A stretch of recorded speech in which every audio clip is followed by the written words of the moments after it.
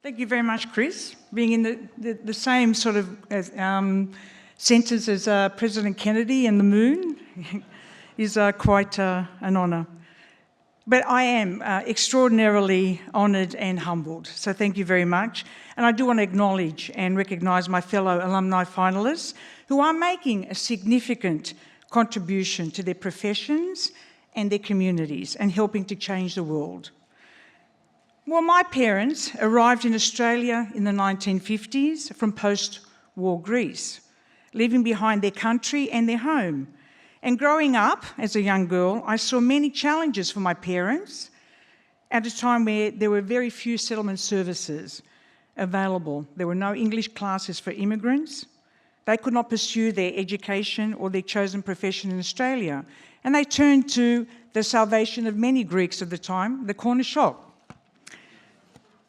And they built community, their cultural institutions, their churches, whilst also building a family and a business, community leadership in action. And my parents' experience taught me to be resilient and optimistic.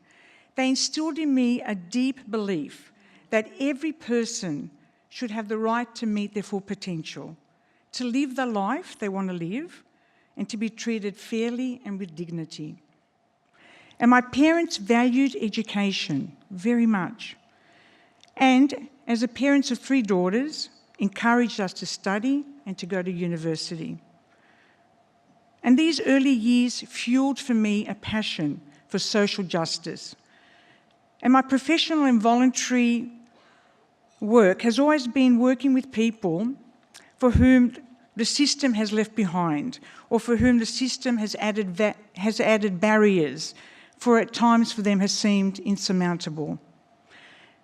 I've had an extraordinary 10 years since I've completed what is now known as the Masters of Not-for-Profit and Social Enterprise Masters.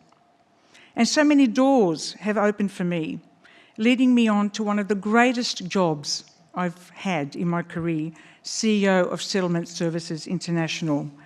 And over the last 5 years, as Chris mentioned, we grew SSI 1,100%, from 9 million to 110 million turnover, from 60 to 700 staff.